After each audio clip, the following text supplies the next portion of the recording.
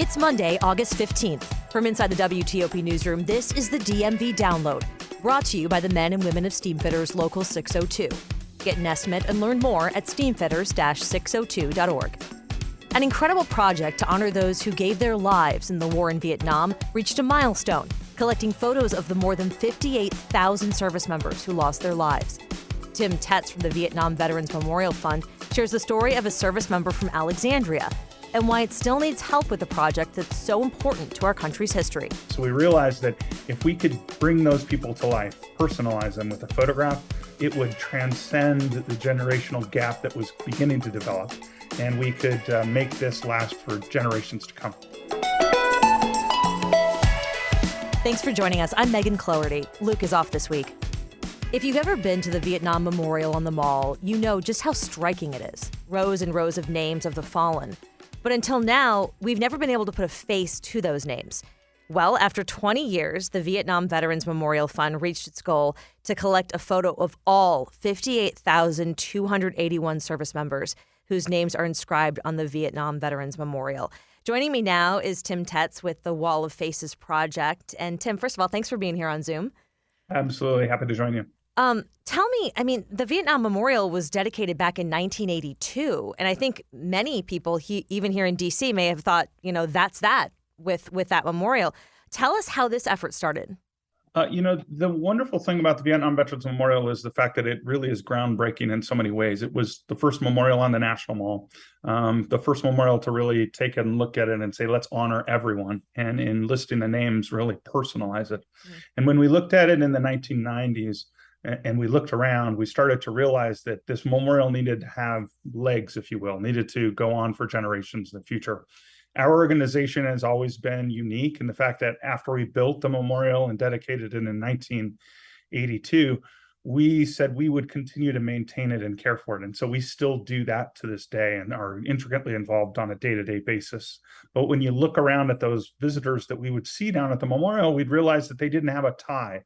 It wasn't a brother or a sister or a mother coming. It wasn't a best friend or somebody who was there. It was, dozens and dozens of school kids or families coming through as an August day like today.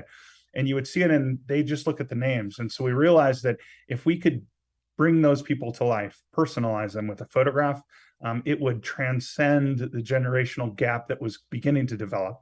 And we could make this last for generations to come. I think you just hit on my next question, because it feels to me like the farther away we get from the Vietnam War, there are fewer people who are personally connected. So really, this is a way of continuing the stories, like keeping them living on, right?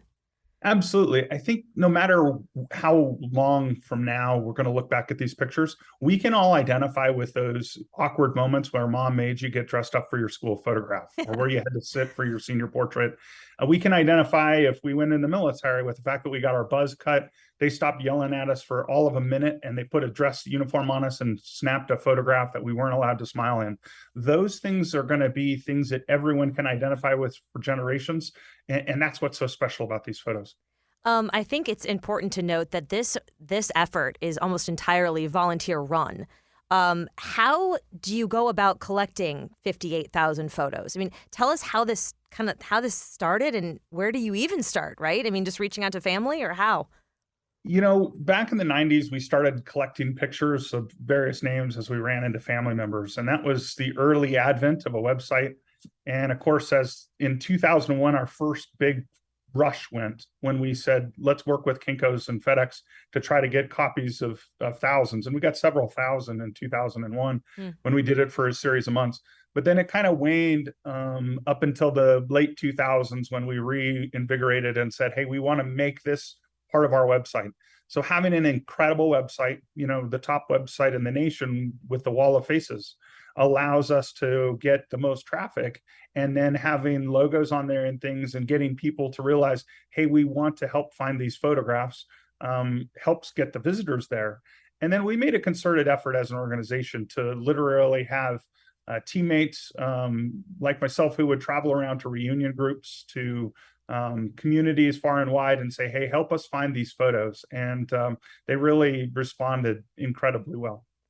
I went on the website and was poking around, which actually is very easy to navigate. And you can drill down into like your hometown and find the service members from your hometown who gave their lives and their stories. And what I was surprised to see was even just in DC, there were pages and pages and pages of comments for one single person. And some of them were left by people just, saying thank you for your sacrifice.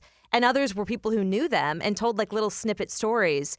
So you could really, you can really spend like hours on this thing, even if you don't know someone. It really does grab you. I mean, why do you think the stories are so important, Tim, to tell? The stories bring them to life in ways even beyond a picture. I mean, I think that you take a great local name that a lot of folks would recognize is Morgan Donahue out of Alexandria, Virginia. Morgan was an Air Force Academy grad, and he was a military brat. And in those remembrances that you were reading, I was out at the Wall That Heals with him one time, and I happened to be there and be visiting with him, with his brother. And his brother was sitting there with the wall, and we were talking, and I was reading through the remembrances. And I sat there and I read a remembrance where Morgan Donahue and his brother, the man I'm sitting there next to, are making a prank on one of their neighbors about a pet gorilla that they kept in their basement. And this person who had been pranked left this story. And I read this story to him, and I turned to Jeff and I said, Jeff, does that sound like you remember that? And he goes, I don't remember that story, but we did a lot of those sort of things. And so having that, brings that to life. And then I was able to talk with Jeff, and Jeff was able to then show me pictures of another prank where they stole the Naval Academy goat for the Air Force Navy game. No. And we have a picture of Morgan Donahue in the hallways of the Air Force Academy with a frickin' Naval Academy goat. I mean, a legacy beyond realm. Right. And so those stories, which were in the remembrances, and those pictures allow me, when I have a kid who, I get a family there and I'm like, who's the prankster in the family? And they say, oh, well, this kid is. Yeah. And you go, let me introduce you to the prankster on the wall. And I'm able to relate the story of Morgan and show those pictures. And I have yet to meet a kid who's got the prankster attitude that Morgan had. It's unreal.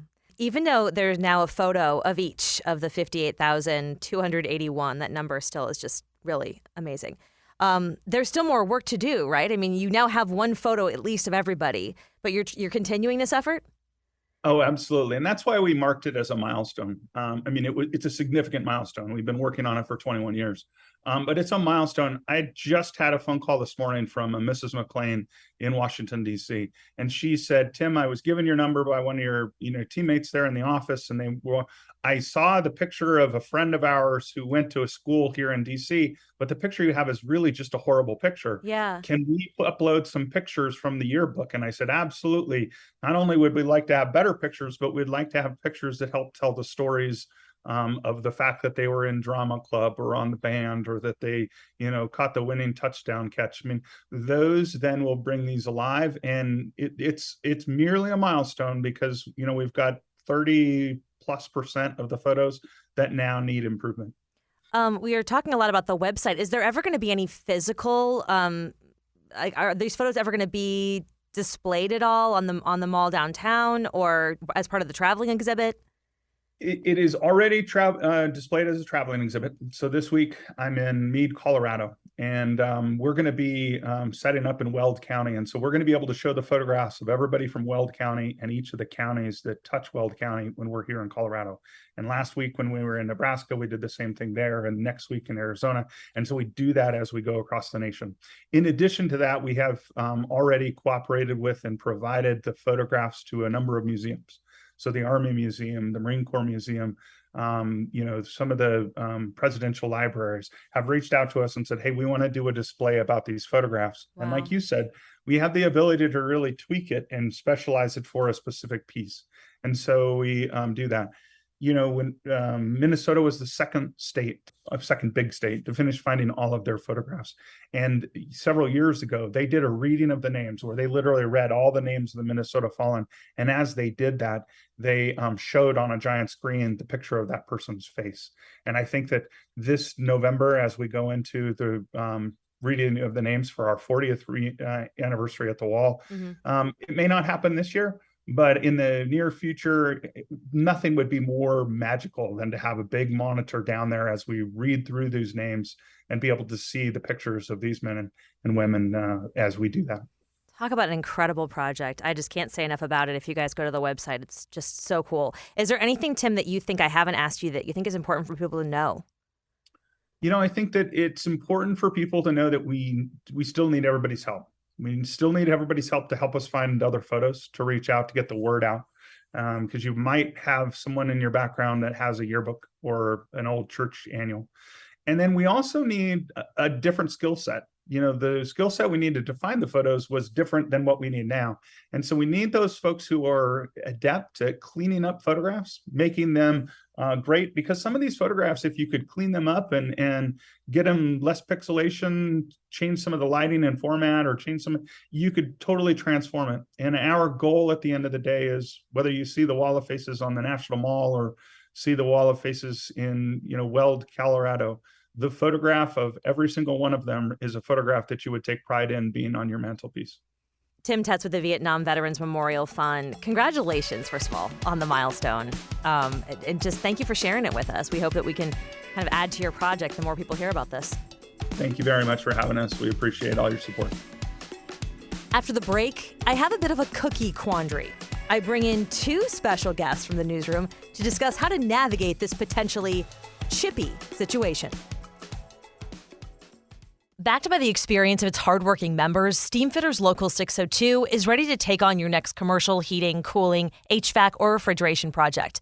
Steamfitters Local 602 adds value to our community through its partnerships with local contractors and building owners, all while keeping the focus on improving the lives of its members and their families throughout the DMV. For work that's on time and on budget, go to steamfitters-602.org to schedule your next project. That's steamfitters-602.org. Steamfitters Local 602. Changing lives. Thanks for listening to the DMV Download. If you like this show, give us 5 stars and leave us a review on Apple Podcast. We love hearing from you guys, and your reviews really do help other listeners find this, our area's only in-depth daily local news podcast. And thank you for making us a part of your day. All right, before we go, I have a little bit of a cookie quandary. That's what I'm going with. Here at WTOP, we have this thing called Cookie Wednesdays, and everybody takes a turn. This Wednesday, I am the cookie czar, and I have brought in some very important people to help me discuss how I'm going to navigate this. Lauren Hamilton and Rick Massimo from the newsroom. Thank you for being here, guys, under duress. Yeah, Happy to be here. If it's for cookies, I'll do anything. Right. Okay, so my question to you is, this is a very contentious subject. What cookie must you have if you are a cookie czar? Like, what do I have to bring? Chocolate chip, of course. Chocolate chip is mandatory. Yeah. To satisfy a group. Yeah. That's a food group. In and of itself. Okay, let me phrase it this way. What cookie would you like to see there, Lauren? Yeah. It's mandated for me that I see a white chocolate macadamia nut. No, present. come on. It's That's so fancy. It's a mark What's wrong of with elevation. fancy? Yeah.